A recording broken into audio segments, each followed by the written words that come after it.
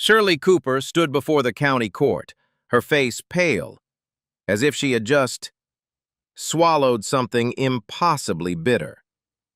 11 years as HOA president, 11 years of everyone bowing to her, 11 years of believing she was the queen of Pinewood Ridge. And now, the judge was reading her sentence. I sat in the back row, silent. No smile, no gloating, just watching. She once sent me an offer to buy my lake for $50. $50 for a property I paid $500,000 to own. She thought I would be scared. She thought money and power could buy anything. She did not know that I had spent my entire life understanding one thing: the system. And the system, when used correctly, forgives no one. This story began with a lake, and it ended here, in a courtroom. If you have ever faced someone who believed they were untouchable, stay with me. This one is for you. The morning mist rose from Willow Lake like the earth was exhaling after a long night of holding its breath. I stood on the small wooden dock, watching the water stretch out before me, still as glass, reflecting the pine trees that circled the shore like silent guardians. 12 acres of water, 12 acres of peace, 12 acres that had cost me $500,000 and 14 years of grief. If you have ever bought something not because you needed it, but because someone you loved once dreamed of it, you will understand what I felt standing there. The air smelled of pine needles and wet soil, and somewhere in the trees, a sparrow was singing a song it had probably sung 1,000 times before. I took a deep breath and let it fill my lungs. My father used to take me fishing at a public lake outside Charlotte when I was a boy. He was not a tall man. My father, his hands were calloused from years of working at the dry cleaning shop he and my mother ran, and his back was slightly bent from carrying things heavier than fabric. But when he held a fishing rod, he stood straighter. His eyes would soften, and he would smile in a way he rarely did behind the counter.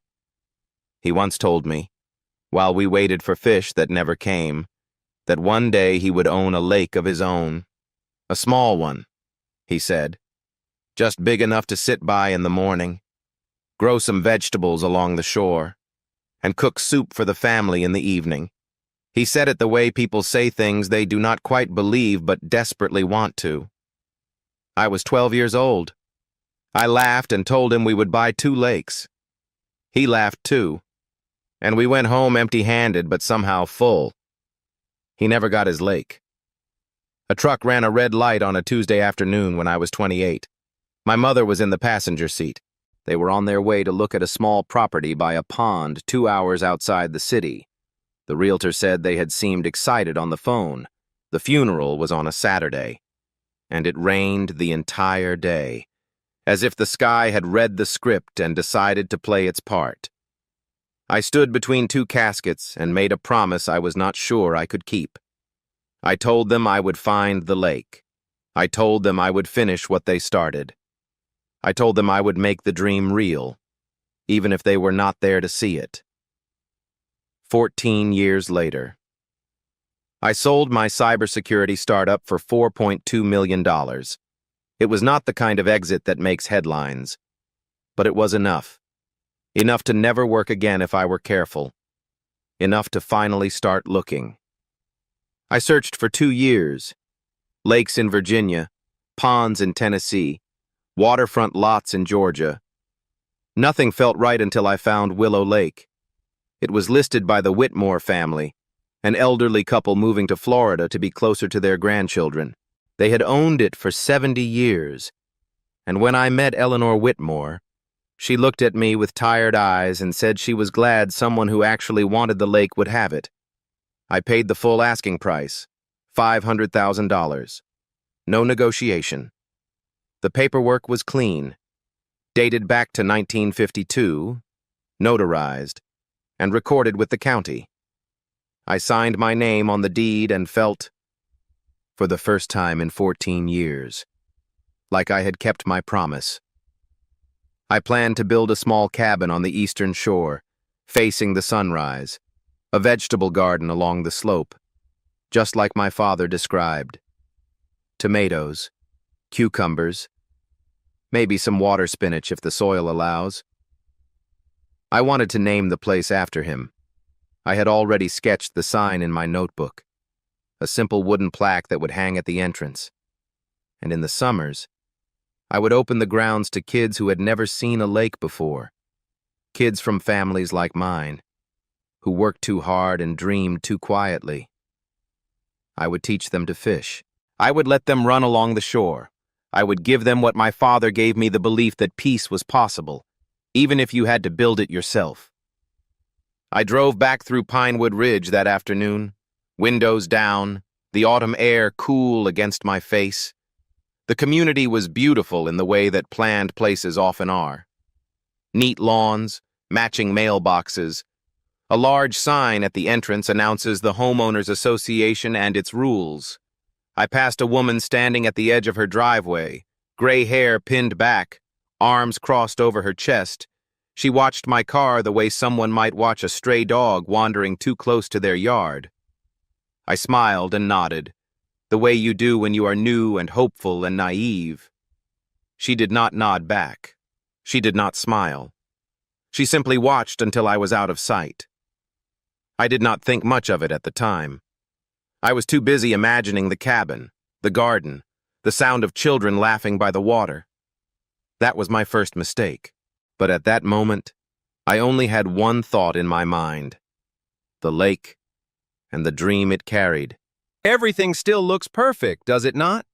A man buys his dream lake, plans a cabin, plant vegetables, lives happily ever after. But you are watching this, which means you already know life does not let anyone stay peaceful for long, especially when an HOA Karen is standing by the road, staring at your car like you just parked on her personal lawn. Wayne Davis was still smiling and waving at neighbors. Poor guy. He had no idea that smile was exactly what Shirley Cooper wanted to wipe off his face. Stay with me to see what she tried, and why it all backfired spectacularly. The letter arrived 3 days after I signed the final paperwork. A white envelope with a green logo stamped in the corner. The words, Pinewood Ridge Homeowners Association, printed beneath an image of a pine tree. Across the top, in red ink, someone had stamped, Official Notice.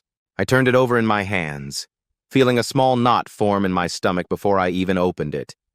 Inside was a single page, typed neatly, inviting me to a meeting with the HOA president to discuss the usage of property within the community boundary. The meeting was scheduled for Thursday at 10 in the morning. There was no request, no option to decline, just a time, a place, and a signature at the bottom, Shirley Cooper, President. I read the letter twice, then folded it carefully and placed it on my kitchen counter. I told myself it was probably routine, new property owner, nearby community, standard introductions. I told myself a lot of things that week, for those unfamiliar with how these organizations work. Here is what matters. An HOA only has legal authority over properties recorded within its covenant boundaries. Properties outside those boundaries, like Willow Lake, are not subject to their rules. The law is clear on this point. What people choose to do with that clarity is another matter entirely. I did not know yet how much that distinction would come to define everything that followed. I only knew that something about the letter felt less like an invitation and more like a summons. Thursday came, and I drove to the community clubhouse where the HOA office was located. The receptionist directed me to a small conference room at the end of the hall. When I opened the door, 3 people were already seated. At the head of the table sat Shirley Cooper, the woman I had seen watching my car from her driveway. Up close. She looked exactly as I expected, sharp eyes. Thin lips pressed into a line that suggested she had already decided how this meeting would end. To her left sat a heavy-set man with graying hair who avoided eye contact the moment I entered. To her right, a younger woman with a notepad, pen already moving.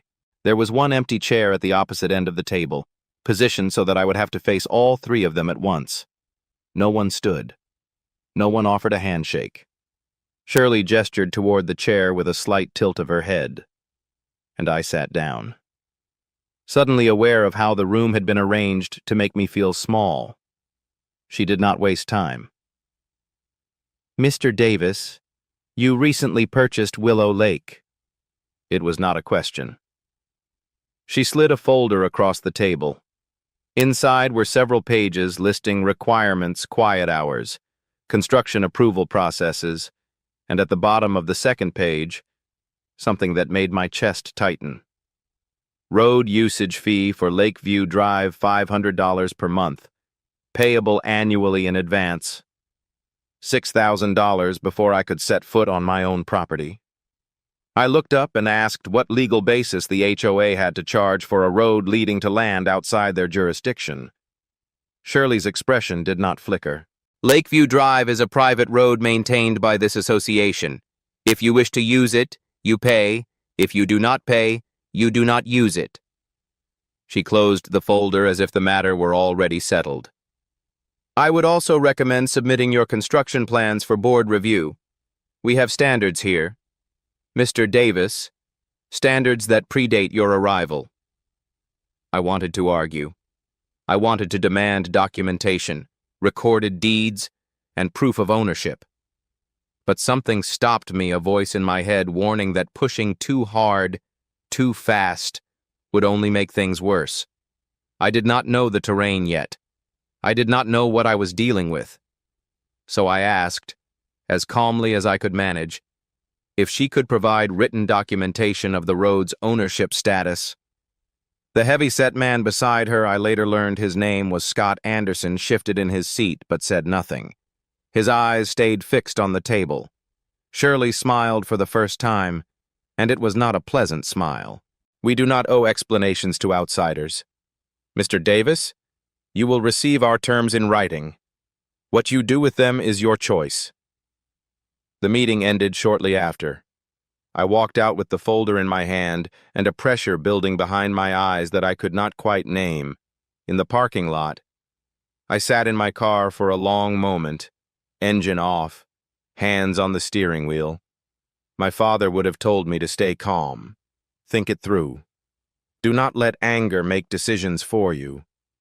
But my father had never dealt with someone like Shirley Cooper.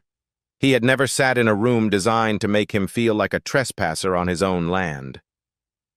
I did not know if she was bluffing. I did not know if the road was actually private or if she was simply betting that I would not bother to check. And that uncertainty gnawed at me more than her words had. I was not a lawyer. I was not a fighter. I was just a man who had bought a lake to honor a promise.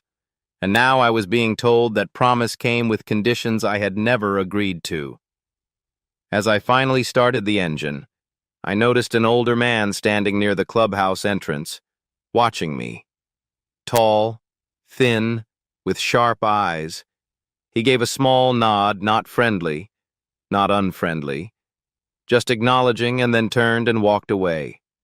I did not know his name. I did not know why he had been watching. But something about the way he looked at me suggested he knew things about this place that I had not yet begun to understand. I pulled out of the parking lot with one thought crystallizing in my mind. I needed to find out what Shirley Cooper was hiding. And I needed to find out before she made her next move. 2 weeks passed before the next letter arrived. This one was thicker, heavier in my hand, as if the weight of the paper was meant to communicate something the words alone could not. I opened it at my kitchen table, coffee growing cold beside me, and read through the contents 3 times to make sure I was not misunderstanding. The letter was formatted like an invoice, each line item numbered and precise. Road usage fee for Lakeview Drive, $500 per month, payable 12 months in advance, totaling $6,000. Environmental assessment fee, $2,500, one-time payment required before any construction activity. Development project registration fee, $10,000, due upon submission of building plans for board review. At the bottom, In bold letters, a statement that all plans for structures on or near Willow Lake must be submitted to the HOA board for approval before work can begin. The total came to $18,500. $18,500 before I could legally set foot on land I already owned. My first instinct was to call her, to tell her exactly where she could put her invoice. But I stopped myself. Not because I had some master plan, but because I did not know enough yet. I did not know if she was bluffing or if there was something real behind these demands. And when you do not know the ground you are standing on, the stupidest thing you can do is start swinging. So I wrote back a polite letter requesting detailed documentation of the legal basis for each fee. I asked for recorded deeds. I asked for covenant provisions. I asked for everything, in writing, with deadlines. It was not a strategy. It was survival. I needed time to figure out what I was dealing with. The county recorder's office was located in a gray building downtown, the kind of place where fluorescent lights buzzed overhead, and the air smelled faintly of old paper and dust. I explained to the clerk that I needed to research the ownership history of Lakeview Drive. She directed me to a woman named Barbara, who warned me the records were old, possibly archived, possibly misfiled. 2 hours later, she emerged from a back room carrying a single folder, yellowed at the edges, held together with a rubber band that looked older than I was. Inside was a document dated March 15th, 1958. I read it twice, then a third time, my heart beating faster with each pass. The document declared Lakeview Drive a public right-of-way, granting permanent access to Willow Lake. The language was clear. This easement ran with the land in perpetuity. What that meant, in practical terms, was simple. The HOA could not legally charge fees for using this road. They could not block it. They could not restrict access. The road belonged to everyone, and no board vote could change that. I asked Barbara for a certified copy. She stamped it, signed it, and handed it to me with a look that suggested she had seen this kind of fight before. I sent my response to the HOA the following day. A single page, polite but firm, with the certified easement document attached. I stated that I would not be paying any road usage fees. As Lakeview Drive was a public right-of-way, and the HOA had no legal authority to restrict access, I gave them 14 days to respond. The letter went out certified mail. Return receipt requested. Part of me expected that would be the end of it. I had proof. I had documentation. Surely they would back down, recalculate, and find some face-saving way to retreat. That part of me was naive. 5 days later, their response arrived. I opened it expecting acknowledgement, maybe even an apology. Instead, I found a single paragraph that made no mention of the easement document at all. The letter simply restated the original demands fees due within 30 days and added a new line at the bottom. Failure to comply with HOA regulations may result in serious legal action, including permanent restriction of access to all community-maintained roadways. They had ignored everything. The certified copy, the legal history, 60 years of recorded public easement. They had looked at my evidence and decided it did not exist. I sat at my kitchen table, staring at that letter, and felt something shift inside me. Not anger exactly, something colder. The realization that I was not dealing with a misunderstanding or bureaucratic confusion. I was dealing with people who believed they could simply will reality into whatever shape suited them. I put the letter in my folder with the others. My hands were not quite steady. I had been so sure that documentation would matter. Those facts would matter. Now I was starting to understand that Shirley Cooper did not operate in a world of facts. She operated in a world of pressure, intimidation, and the assumption that everyone would eventually break.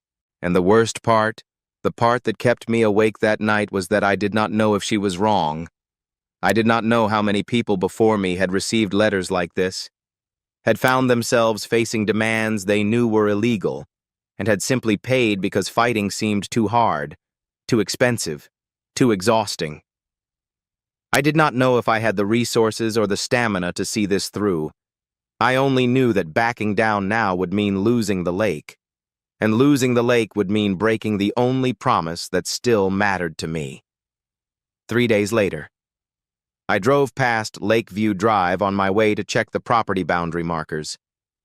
A truck was parked at the entrance. 2 men in work clothes were unloading metal posts and a roll of chain-link fencing.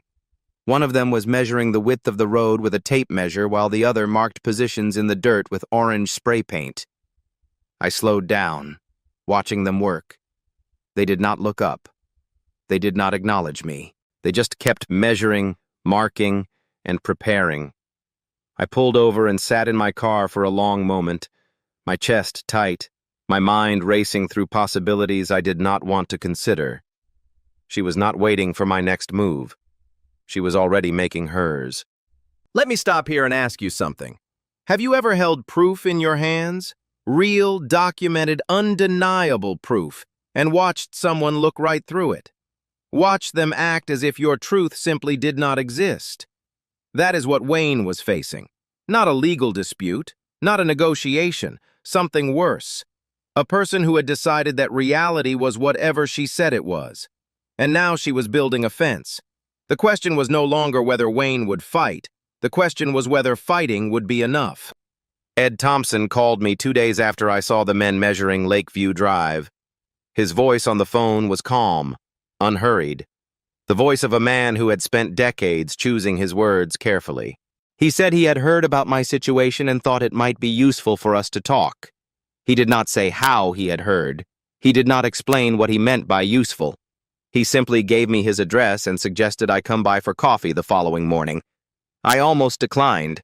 I was not in the mood for small talk or neighborly sympathy, but something in his tone, a weight beneath the casual invitation, made me say yes. His house was smaller than most in Pinewood Ridge, a modest 2-story with a well-maintained garden and bookshelves visible through the front window. Inside, the living room smelled of old paper and something faintly herbal. Ed gestured toward a chair across from his own, handed me a cup of coffee without asking how I took it, and sat down with the slow deliberation of a man whose joints had started to protest such movements. For a long moment, he simply looked at me, as if measuring something he had not yet decided to share. "I practiced real estate law for 35 years, he said. "Retired here 5 years ago because I thought it would be quiet." He took a sip of his coffee. Shirley Cooper made sure it was not. He did not elaborate on his own history with her. He only said that he had learned to pay attention, to notice patterns that most people missed because they were too busy living their lives to look. And he had noticed something about my situation that bothered him. "The Whitmore family owned that lake for 70 years, he said, leaning forward slightly. 3 generations. Then, suddenly, 2 years ago, they sold at below market value and disappeared to Florida. Does that not strike you as odd?" I admitted I had never thought to question it. I had been so focused on finding the right property that the circumstances of its availability had not seemed important. Ed nodded slowly. "I do not know what happened to them," he said. "But I know someone who does. Eleanor Whitmore is still sharp. Call her. Ask her why they really left. Then decide for yourself what it means." I called her that afternoon. Eleanor Whitmore was 82 years old, her voice thin but steady over the phone. She remembered me from the closing, remembered how I had paid full price without negotiating. When I asked why they had decided to sell after so many generations, there was a long pause. Then she began to talk. And what she told me made my stomach turn. It started 3 years before the sale. A notice that the grass around the lake was too tall, even though the lake was not part of the HOA. Then came the fines. $500 for an unregistered boat. $1,200 for allowing wildlife to create a nuisance, the frogs, she said. The frogs that had been singing at that lake since before she was born. Over 3 years. The fines accumulated to more than $50,000. Every single one based on rules that should never have applied to their property. They fought at first, attended board meetings, wrote letters. But fighting took energy, and her husband, Henry, was not a young man anymore. The stress began to show in ways the doctors warned them about. After Henry started having chest pains, Eleanor said, her voice dropping, a young man came to visit. He said he wanted to make us an offer on the lake. $200,000. He called it generous, considering our situation. She paused. I told him no. That land had been in my family since my father bought it. I was not going to hand it over to some stranger for a fraction of its worth. After she refused, things changed. She did not say exactly what. She only said that they started finding unpleasant things that made them feel watched, unwelcome, unsafe. Henry stopped sleeping. He said it felt like they were under siege. They held out for another year. Then Henry had a heart attack. The doctors said another episode could kill him. Eleanor decided to sell. Not to the young man, she refused to give him that, but to anyone else. Anyone who might actually want it. I asked if she remembered the young man's name. She was quiet for a moment. Kyle, she said. Kyle Cooper. I remember because it was the same name as the HOA president. I asked if they were related, and he just smiled. After the call ended, I sat in my kitchen for a long time. Kyle Cooper. I searched his name on my laptop. The results came quickly. Kyle Cooper, owner of Cooper Development LLC, specializes in luxury resort properties. His company website was professional, polished, and full of renderings of vacation communities I would never be able to afford. And there, on the projects page, was something that made me stop breathing for a moment. A concept design labeled Pinewood Lake Resort. The centerpiece was a large body of water surrounded by cabins, a marina, and walking trails. The shape of the water looked familiar. Too familiar. It looked like Willow Lake. I stared at the screen, trying to make sense of what I was seeing.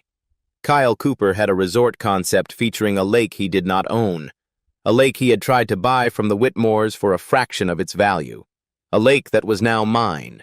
And his mother happened to be the president of the HOA that was trying to force me off that same property. The connections were there, obvious, almost too neat, but something held me back from certainty. The rendering could have been generic. The name could have been a coincidence. Eleanor's story was second-hand, filtered through grief and years of distance. I did not have proof. I had a suspicion. I had a pattern. I had a very bad feeling that was getting worse by the minute, but I also had questions I could not yet answer. How far did this go? Was Shirley acting alone? Or were there others on the board who knew? And if Kyle had been planning this for years, why had he not simply bought the lake when it went on the market? Why let me purchase it first? I closed the laptop and sat back, my mind racing through possibilities that refused to settle into a clear picture. Something was missing, something I had not found yet. And until I found it, I was playing a game without knowing all the rules. The barrier appeared on a Saturday morning. I had planned to spend the day walking the eastern shore of Willow Lake, measuring the slope where I wanted to build the cabin. Instead, I found myself sitting in my car at the entrance of Lakeview Drive, staring at a chain-link gate that had not been there 3 days before. The metal posts were freshly cemented into the ground. A heavy padlock secured the gate to a steel bracket and bolted to the center, a sign in bold red letters, Private Road, HOA Residents Only. Unauthorized vehicles will be towed at owner's expense. They had actually done it. They had blocked access to my own property. I called the HOA office. Shirley Cooper answered on the third ring. Her voice was calm, measured, the voice of someone who had rehearsed this conversation. Mr. Davis, I assume you have seen the new access protocols. I asked her by what authority the HOA had installed a barrier on a recorded public easement. There was a brief pause. The board reviewed the matter thoroughly, she said. Our legal counsel advises that the 1958 document you referenced contains ambiguities regarding maintenance responsibilities and modern traffic regulations.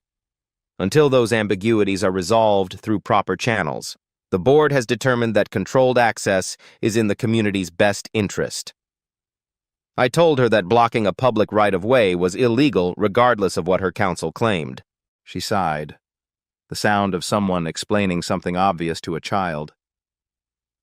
Mr. Davis, you are welcome to pursue whatever legal remedies you believe you have, but I should mention these disputes tend to take years, and they tend to be expensive. The association has resources, patience, and a long memory. She paused. Think carefully about whether this is really the hill you want to die on. She hung up. I sat in my car, staring at the gate, and felt something settle in my chest. Not fear, something colder. The recognition that I was dealing with someone who had done this before and believed completely that she would win again. The post appeared in the community group 6 days later. A friend from my old company sent me a screenshot with a single message, "You need to see this." I opened it and read it 3 times, each pass making me feel more hollow than the last. The post was long, detailed, and devastating. It claimed to be from a concerned resident who had done research into the new owner of Willow Lake. According to this anonymous source, my purchase had raised red flags with several community members. The funds, the post suggested, came from sources that warranted scrutiny. My family background, it implied without stating directly, was not what it appeared. The language was careful, no outright accusations, no specific lies that could be easily disproven. Just an insinuation.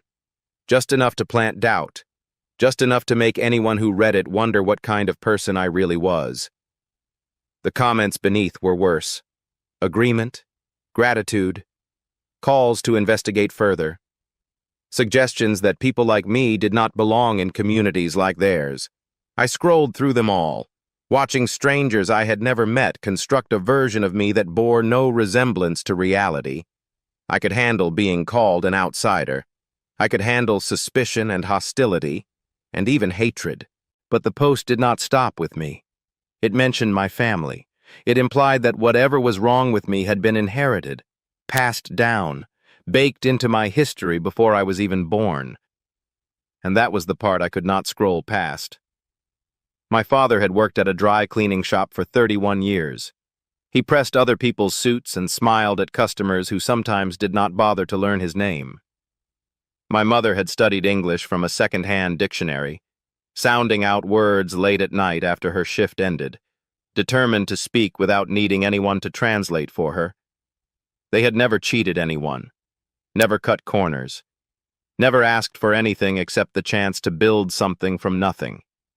And now strangers were using their memory, the memory of people who could no longer speak for themselves, to suggest that everything our family had was somehow tainted.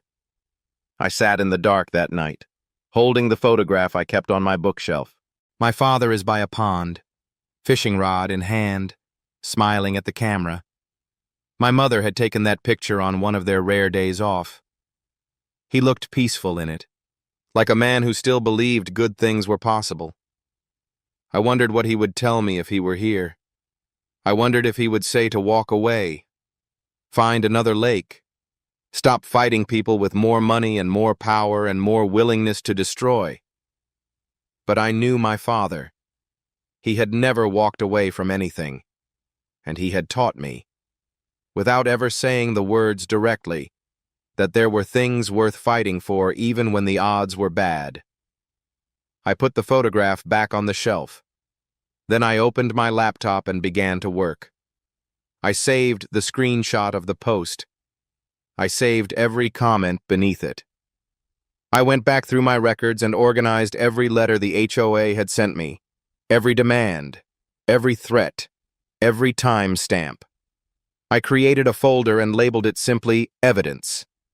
I did not know yet exactly how I would use it, but I knew I was done waiting, done reacting, done letting Shirley Cooper set the pace of this fight. Somewhere in the back of my mind, a plan was beginning to form. Not a plan for revenge. Revenge was too messy, too emotional, too easy to get wrong. This was something else.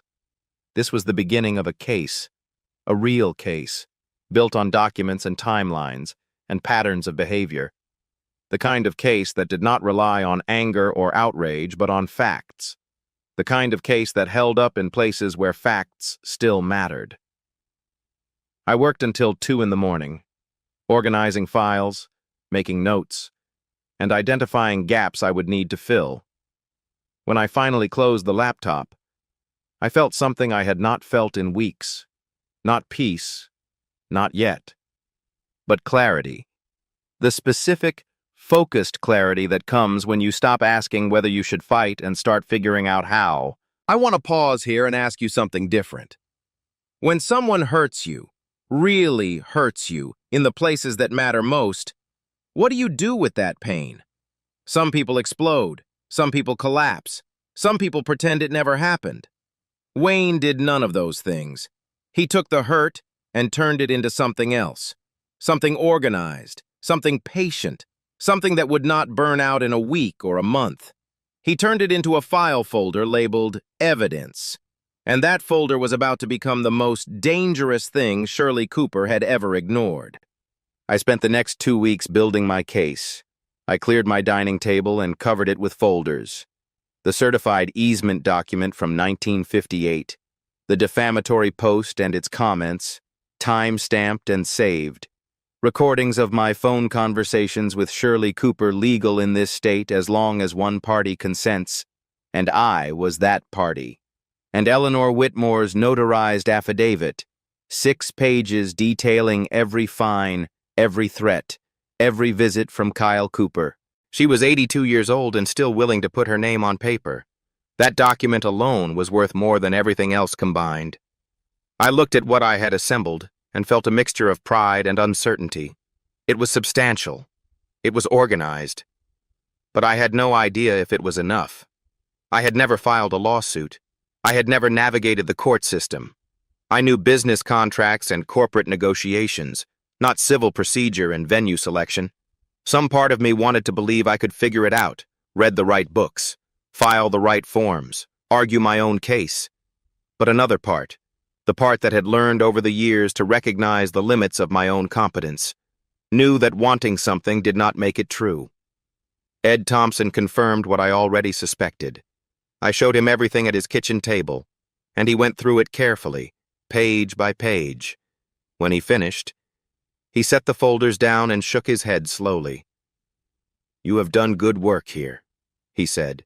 But Wayne, having evidence is not the same as knowing what to do with it. The law is a procedure. It is deadlines and motions and knowing which judge will listen and which one will throw you out before you finish your first sentence. You file in the wrong court, miss one technicality, and none of this matters. He looked at me directly. You need a lawyer, someone who does this every day.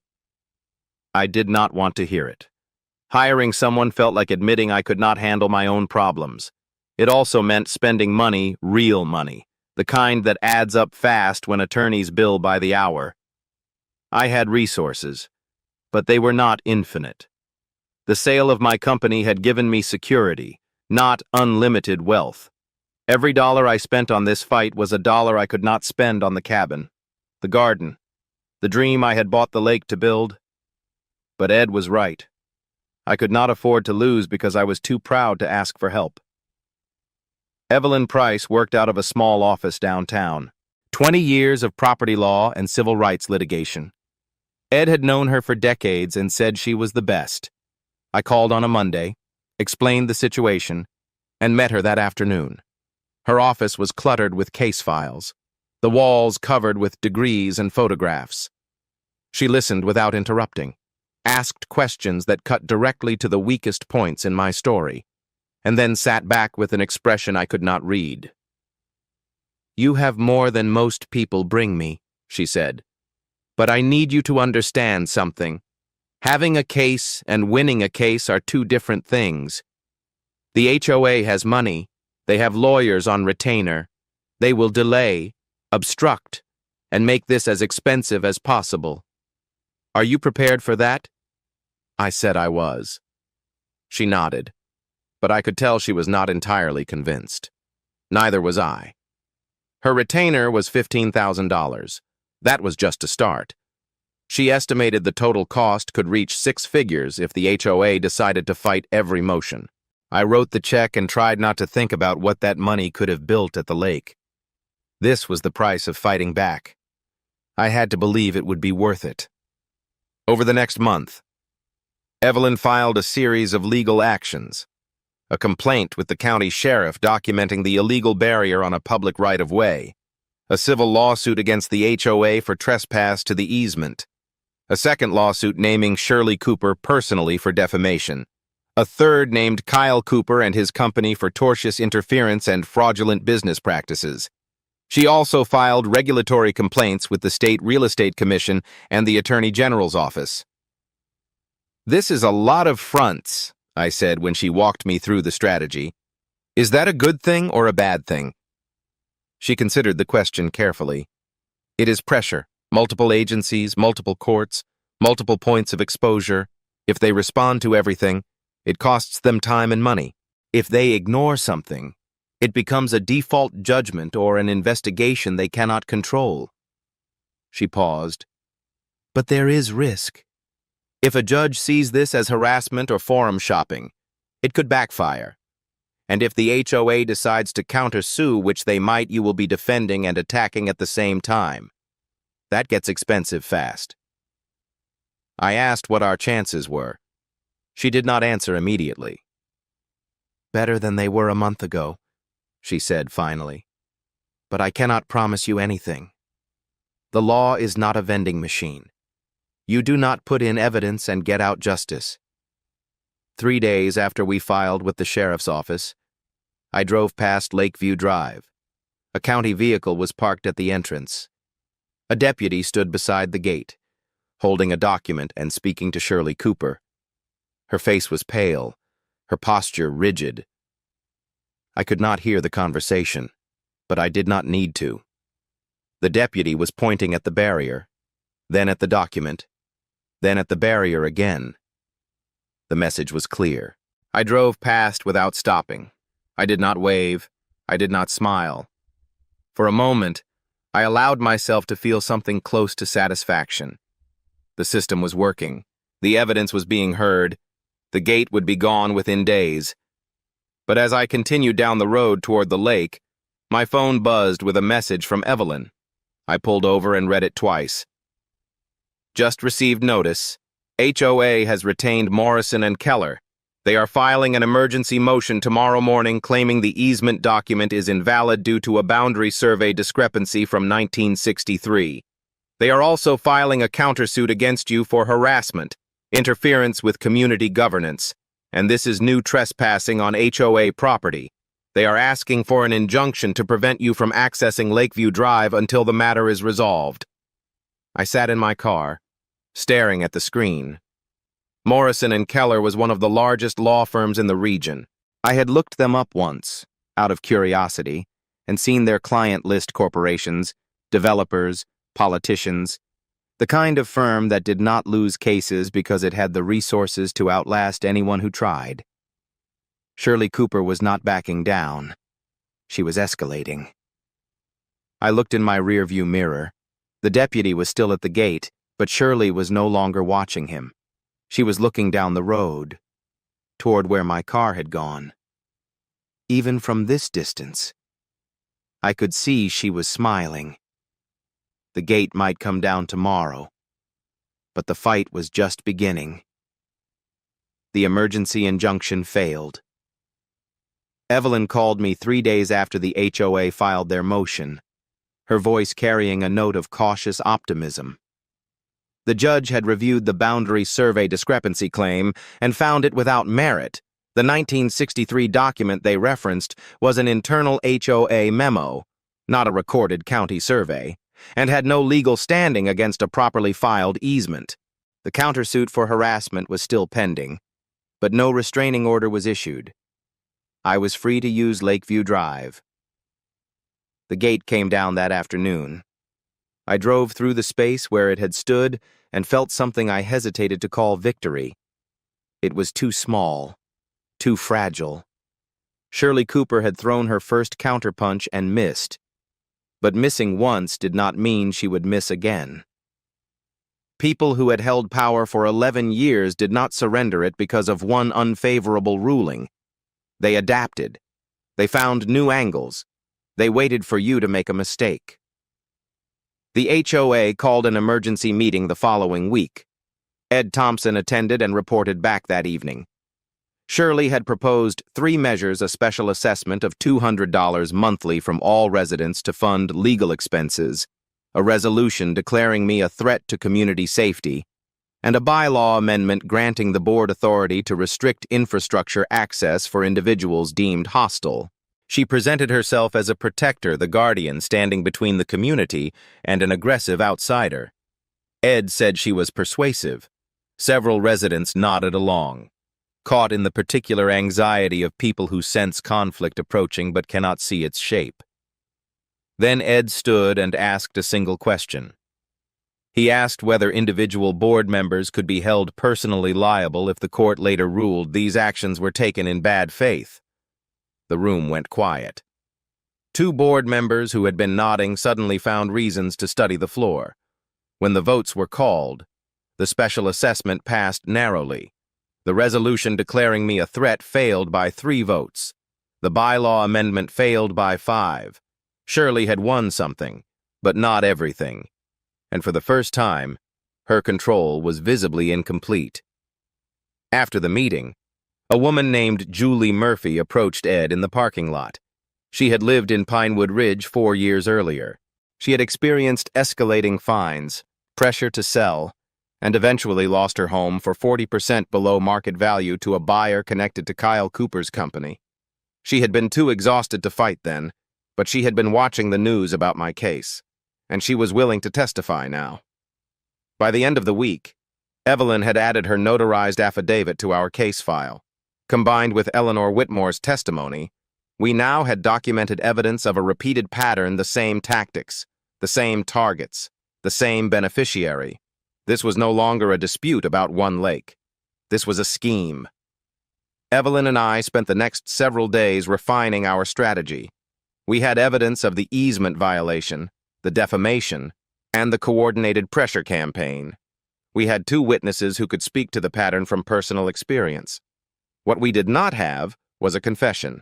Without Shirley or Kyle on record admitting their intent, a skilled defense attorney could create enough doubt to drag this out for years.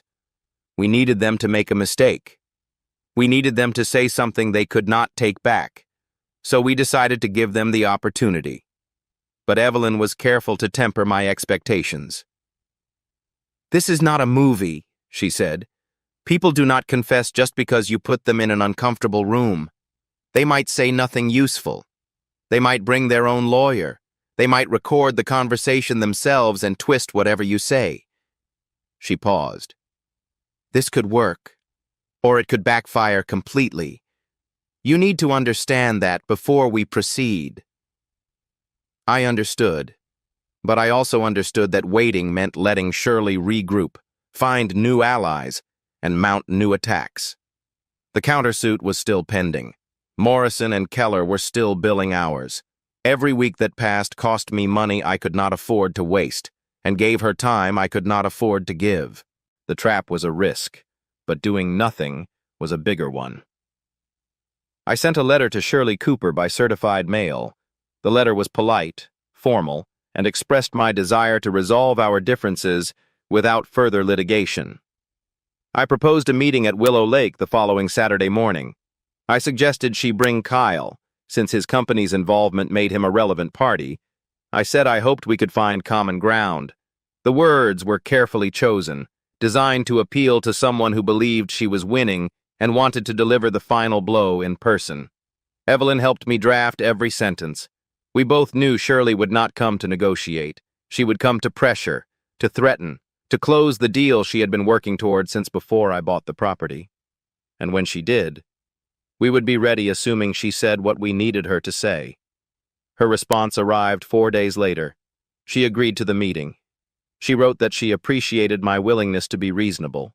At the end, she added a line that told me everything I needed to know about her state of mind. I trust this conversation will help you understand the realities of your situation here. I read that sentence several times. Part of me felt the satisfaction of a plan coming together. But another part, the part that had learned to distrust easy victories, felt something closer to dread. Shirley Cooper was not stupid. She had outmaneuvered the Whitmores, outlasted Julie Murphy, and maintained her grip on this community for over a decade. What if she suspected something? What if she brought lawyers, witnesses, and recording equipment of her own? What if she said nothing incriminating, and I was left with a failed trap and an enemy who now knew exactly how desperate I was? I called Evelyn that evening. She agreed, I said. There was a long pause before she responded. Good, she said. Now the hard part. We have one chance at this. Wayne, if she walks away without saying anything useful, we have burned our best element of surprise. She will know we tried to set her up, and she will be twice as careful going forward. I asked what she thought our odds were. Another pause. Honestly, I do not know. It depends on how confident she is. It depends on whether Kyle can keep his mouth shut. It depends on a dozen things we cannot control. She exhaled slowly. But we are committed now. So let us make sure we are ready for whatever happens. Saturday was 6 days away. I had preparation to do and doubts I could not afford to show. Let me pause here and ask you something. Have you ever set a trap knowing it might not work? Knowing that if it failed, you would be worse off than before? Wayne had one chance, one meeting, one opportunity to get Shirley Cooper to say something she could not take back. But traps only work when the target behaves the way you expect. And Shirley had not survived 11 years by being predictable. She was walking onto Wayne's property, on Wayne's terms. The question was whether that would be enough or whether she had a plan of her own. Saturday arrived with the kind of crisp autumn morning that makes everything feel sharper than it should. I stood on the wooden dock at Willow Lake an hour before the scheduled meeting, watching mist rise from the water in slow curls, listening to the silence that always preceded something important. The air smelled of pine and wet earth, and somewhere in the trees a bird was calling to another bird that never answered.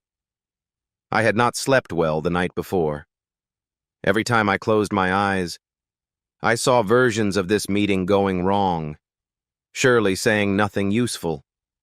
Kyle staying silent. Both of them walking away while I was left holding an empty trap. Evelyn had arrived early and was positioned inside the small cabin I had started building on the eastern shore, out of sight but close enough to hear everything.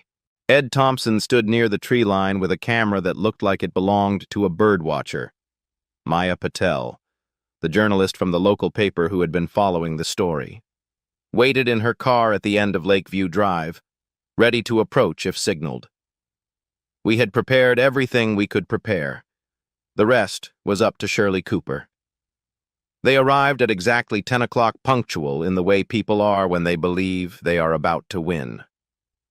Shirley stepped out of a silver sedan, dressed in a dark blazer and pressed slacks, looking like she was attending a business acquisition rather than a lakeside conversation.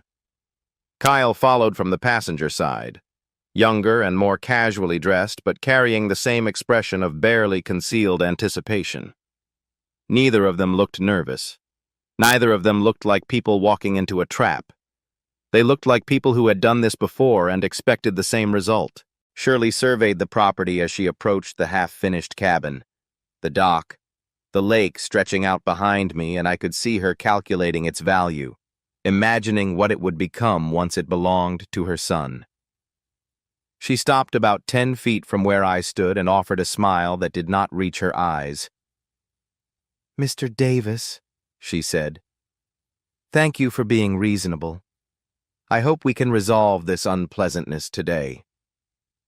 Kyle stood slightly behind her, arms crossed, silent, watching. I invited them to walk with me along the shore, away from the road, deeper into the property. They agreed without hesitation. Confident people rarely question invitations that seem to favor them. As we walked, I kept my voice calm, my tone measured. I said I had been thinking about everything that had happened over the past months. I said I understood that communities had rules and that newcomers sometimes struggled to fit in. I said I was tired of fighting and wanted to find a solution that worked for everyone. Shirley nodded along, her expression softening into something almost sympathetic. I am glad to hear that, she said. Truly, this has been difficult for all of us. She glanced at Kyle, then back at me. My son has a proposal that I think you will find quite generous, given the circumstances. Kyle stepped forward, reaching into his jacket pocket and producing a folded document. $50, he said, holding out the paper. Sign this today, transfer the deed to my company, and all of this goes away. The lawsuits, the complaints, everything. We walk away clean. He smiled. It is more than fair, considering what you have put this community through. I looked at the document without taking it. $50 for a property. I had paid $500,000 to own, for my father's dream, for everything I had fought to protect. I asked Kyle why he thought $50 was a reasonable offer. He laughed, a short sound that contained no humor. Because you have no choice. My mother controls this community. Our lawyers will bury you in motions until you cannot afford to eat. And even if you win in court, which you will not do, you think anyone here will ever accept you. You will spend the rest of your life surrounded by people who hate you. He leaned closer. Take the money. Walk away. Find somewhere else to play pioneer. Shirley placed a hand on his arm, a gesture that might have looked like restraint, but felt more like permission. What my son means, she said smoothly, is that sometimes the smart move is knowing when you are outmatched. I have been doing this for 11 years, Mr. Davis. I know how to protect my community, and I know how to remove people who do not belong. I asked her directly what she meant by remove. She tilted her head, studying me like I was a slow student who had finally asked the right question. The Whitmores understood eventually, she said. So did the Murphy woman. They realized that fighting me was more expensive than leaving. You can learn the same lesson the easy way or the hard way, Kyle added, his voice dropping slightly. We have done this before. It always ends the same way. The only variable is how much it costs you before you figure that out. I stood very still, letting the silence stretch. Then I asked one final question. I asked if they had planned to acquire Willow Lake before I even knew it existed. Shirley's smile widened. Kyle identified this property 5 years ago. We have been waiting for the right opportunity. The Whitmores were stubborn, but they broke eventually. You were supposed to be easier. She shrugged. You were not. But that does not change the outcome. This lake will belong to my son. Today, next month, next year. It does not matter. We always win. I reached into my shirt pocket and touched the small camera that had been recording since they arrived. Legal in this state. One-party consent. Every word captured. I looked past Shirley toward the tree line and raised my hand slightly. Ed Thompson stepped out from behind a pine tree, camera in hand. Evelyn Price emerged from the cabin, phone already dialing, and at the end of Lakeview Drive, Maya Patel's car door opened as she began walking toward us with a notebook and a recorder of her own. Shirley's expression changed in an instant, the confidence draining away, replaced by something closer to shock. Kyle took a step backward, his face going pale. "What is this?" Shirley demanded, her voice rising. "What have you done?" I told her that I had done exactly what she taught me. I had waited for her to make a mistake. I had let her believe she was winning, and I had recorded every word of her confession. Evelyn reached us first, her expression professionally neutral, but her eyes sharp. "Mrs. Cooper," she said, "I should inform you that everything said in this conversation has been recorded and will be submitted as evidence in our pending litigation. Additionally, I will be forwarding a copy to the District Attorney's Office for review of potential criminal charges, including extortion and conspiracy to commit fraud." Kyle started to speak, but Shirley grabbed his arm hard enough to make him wince. "Do not say another word," she hissed. But it was too late.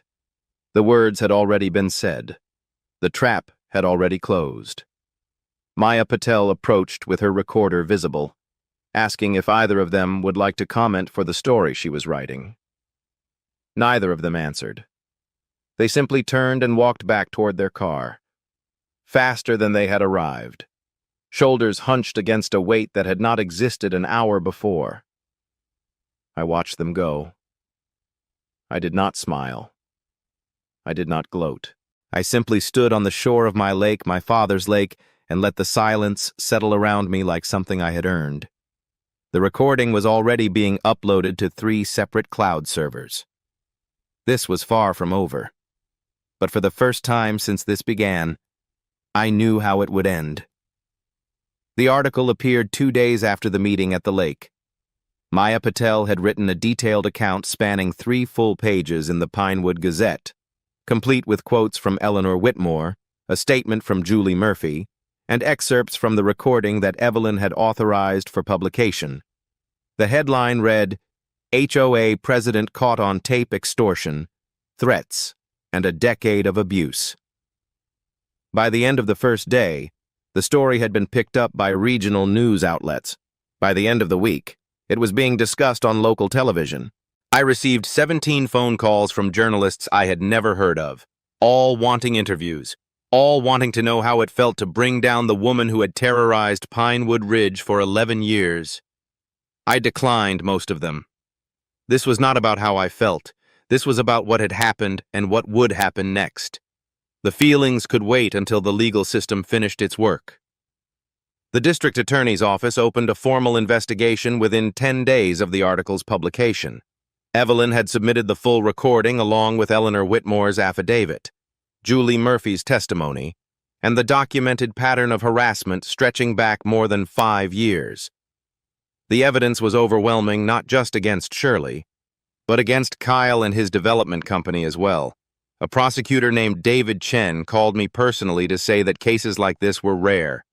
Most victims of HOA abuse, he explained, either lacked documentation or gave up before reaching this stage.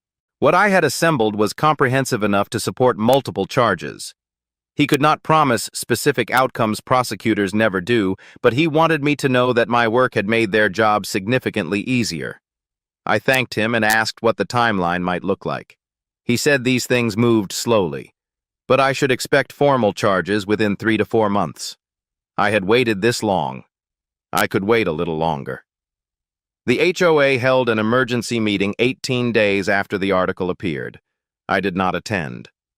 But Ed Thompson did, and he called me that evening with a detailed account. The room had been packed more residents than any meeting in recent memory, many of them people who had never shown interest in HOA governance before. Shirley had attempted to address the crowd, to explain her side of the story, to frame the recording as selectively edited and taken out of context. But the mood in the room had shifted in ways that could not be reversed. When the motion to remove her as president was called, 78% voted against her. She was escorted from the building by 2 board members who had once been her closest allies. Scott Anderson resigned his position as vice president the same evening, citing personal reasons. Ed said Shirley's face as she left was something he would never forget, the expression of someone watching a kingdom crumble in real time. Unable to stop it, unable to understand how it had happened so quickly.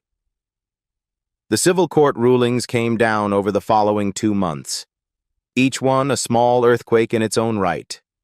The judge in the easement case ruled definitively that Lakeview Drive was a public right-of-way and that the HOA had no authority to restrict access or charge fees for its use. The ruling was permanent and binding, recorded with the county so that no future board could attempt the same scheme. The defamation case against Shirley Cooper resulted in a judgment of $75,000 in my favor, compensation for the damage to my reputation and the emotional distress caused by the coordinated smear campaign. The tortious interference case against Kyle Cooper and his company resulted in a judgment of $150,000, plus an additional finding of fraudulent business practices that would be forwarded to the state licensing board.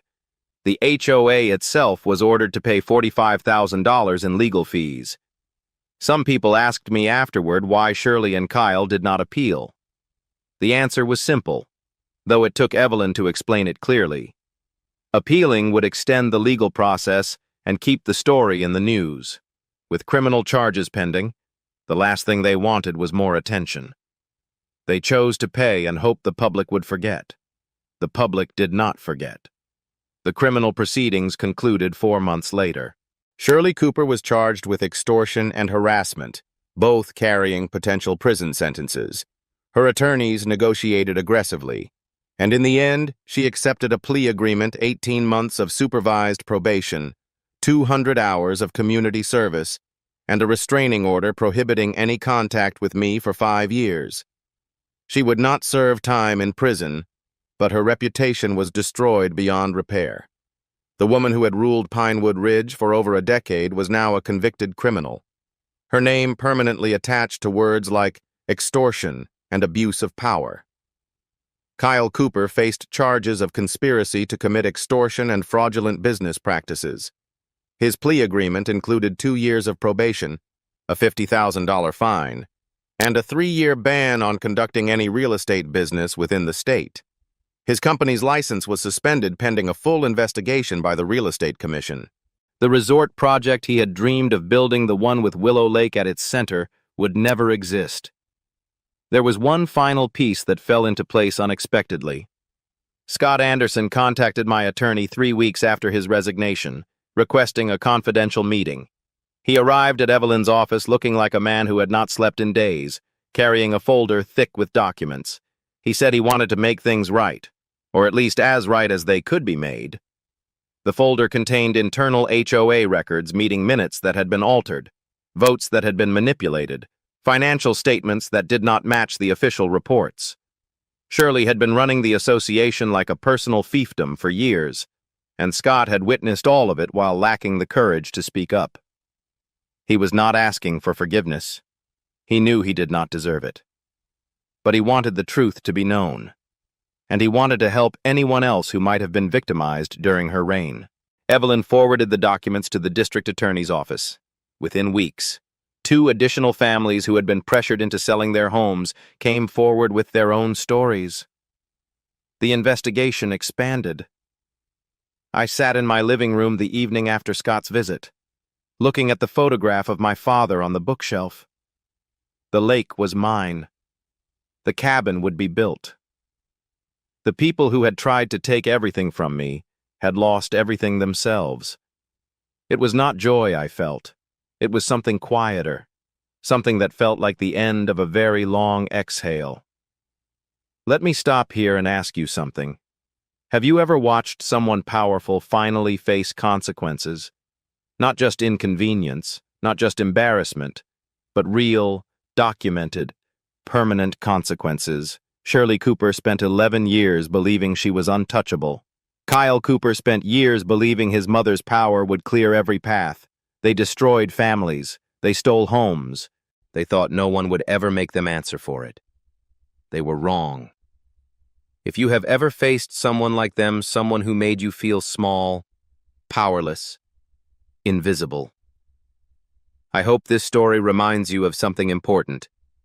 Systems can be beaten, but only if you refuse to quit. 1 year later, the cabin stood complete on the eastern shore of Willow Lake. It was smaller than I had originally imagined, just 2 rooms and a covered porch, but it was exactly what my father would have wanted.